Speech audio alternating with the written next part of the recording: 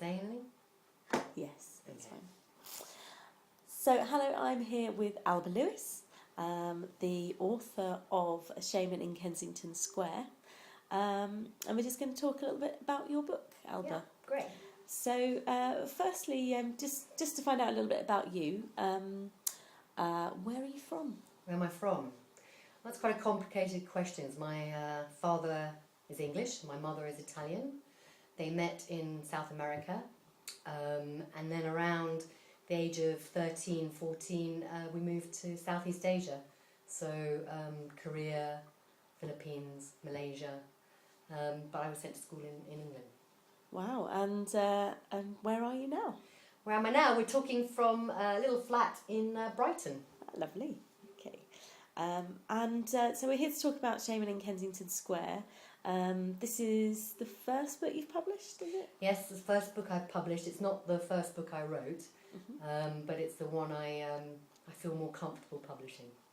Okay, and it's what style of book is it? What genre? Well, it's quite difficult, but it's because it's a fiction. It's just a story. It's a story about 3 or 4 people in a square in Kensington, and it's really it's coupled with another story, which I think we're going to talk about, sort of a shamanic story, and really what happens to them in the square when a shaman from Peru arrives. Okay, and when did you first start thinking about writing? I think I was told sort of about 10 years ago when I thought I should be trying something else other than just working, by a really great friend of mine that we used to smoke in the cubicles at school, and she said I just declared quite a lot that I was going to be a writer. So 20 years on from that, I just thought I should try and put pen to paper, otherwise I would never do it and never be any good at it. Okay, great. Lucky you did. Glad Yeah. you did. When did you start writing this story? I think this story, it's been quite a long time, because obviously I've been working just your usual sort of 9-to-5 job. I think it's taken me about 6 years to write this book. Okay, 6 years. And what sort of inspired you to write it? Inspiration came from my sister, one of my sisters. She went to Mexico and did a lot of work with, shamanic work with various shamans from Mexico. And she came back, and then one evening there was a group of us at her house, and she decided to tell us the story of Jumping Mouse, which is quite a famous shamanic story.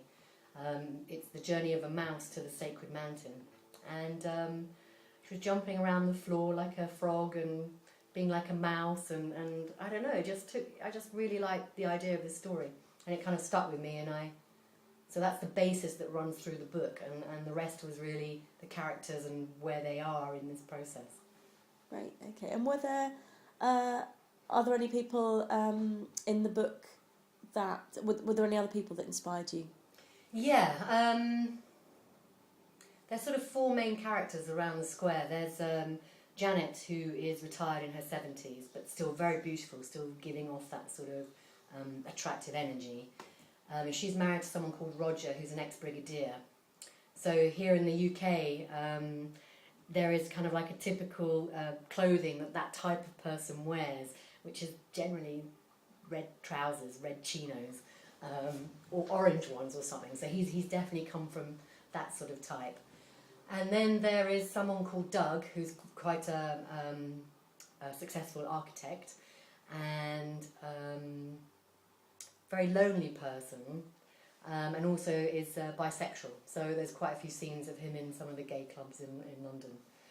And then there is someone called Sarah, and she is English but married an American, was living in America, and then because of abuse from her husband has left her husband and children and come to the square in Kensington, mainly where her mother has left her this dilapidated house. Mm-hmm. So those are the main characters around the square. Okay, great. I have another question about another part of the book. You've talked a little bit about the story of the jumping mouse. Could you elaborate? Yeah. Well, the story of Jumping Mouse, and it's told in so many different ways, with so many different encounters that the mouse has. But the one that my sister told me. It's about this little mouse, and he's with all his family and all his troop of mice. And all they do is they forage for food. That's what they do. And they come and they bring the food back to the family. And one day he's out foraging and he hears this amazing noise. And he's just totally inspired by this noise, but he doesn't know where it's coming from. So, he does his bit, brings the food back, goes out, and one day he just drops the food that he's collecting and heads for this noise. And it turns out to be this roaring river, and he's totally taken by it, and he wants to cross it. And he meets a frog, and the frog takes him over to the other side, but the cost of that is an eye, so the mouse has to give him an eye. Gets to the other side, meets a really fat mouse, who's in this beautiful, safe place, eating and eating and eating, and really, I don't use the word happy, content. And so little mouse stays with him and gets fatter and fatter himself, and gets a bit bored, and is also wandering around the area a bit. And one of the things that the mice are very scared of are these black dots in the sky, because they'll kill them. And so they're always told to hide under brush or trees or whatever. And at one point the mouse goes wandering again, and he sees a mountain, and this is a sacred mountain. And he decides he wants to go to it. And the content mouse tries to persuade him to stay, but ultimately he decides to go. And he encounters, in my book anyway, a fox. And the fox said he'll take him to the mountain because it's so far for a little mouse to go. But he has to give him his other eye. So the mouse arrives at the top of this mountain, blind, very scared, very, very cold up a mountain, and the fox leaves him because that's what he agreed to do. And as he's sitting there, cold, thinking he's going to die, he hears this whooshing sound of the wind or something coming, and he's very, very scared, and he thinks, well, this is it, but, I've reached the sacred mountain, and, I don't know any other mouse who has, and, he's kind of proud of himself.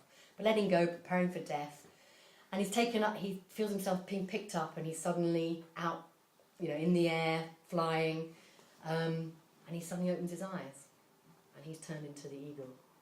And Wow. that's the story of Jumping Mouse. That's fantastic. Yeah.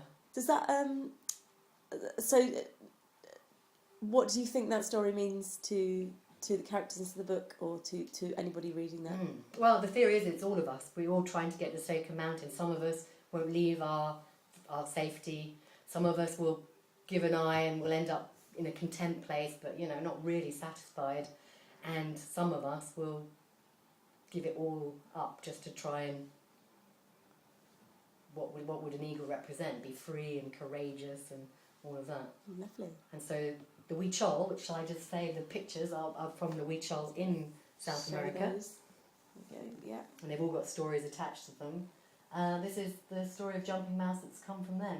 So, for example, this one, I think this is their form of an eagle, but the point is it's all made out of wool. And what they do actually is take these up into the sun, and then they just melt. So they actually take these as a story to hand over to the divine energy, or whatever you want to call it. Wow. Yeah. Very cool. I'll show you one there. Yeah. So I have one final question for you, I think, well, possibly two. One is, how was the writing process for you? The writing process for me was really, really difficult to begin with.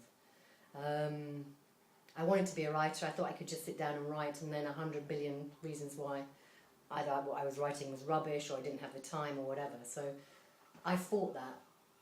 A lot.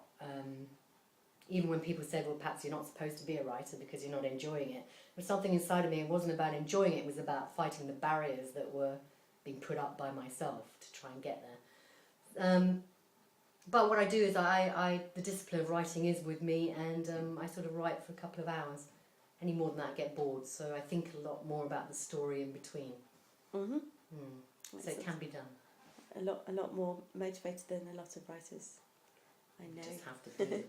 And one last question. This is a relatively new book. It hasn't gone out to loads of people, but have you had feedback from people? Yeah. Yeah, I mean, I think one of the things that I did was I did print about 50 copies and send them out to friends. Initially, just for me to say I'd written a book. Here it is. But I got some really good feedback. A couple of friends said that they just stayed up all night because the story was so good. And they're not friends that, they don't need to say that. They would have just said, yeah, I enjoyed it and what have you. So it inspired me to try and go down this e-book route and get it out. So it's currently on Kindle and iBooks and smashwords.com. So you can go and buy it there. Fantastic. Alba Lewis, thank you very much. Thank you. Anyone watching this, please note the writing behind your head.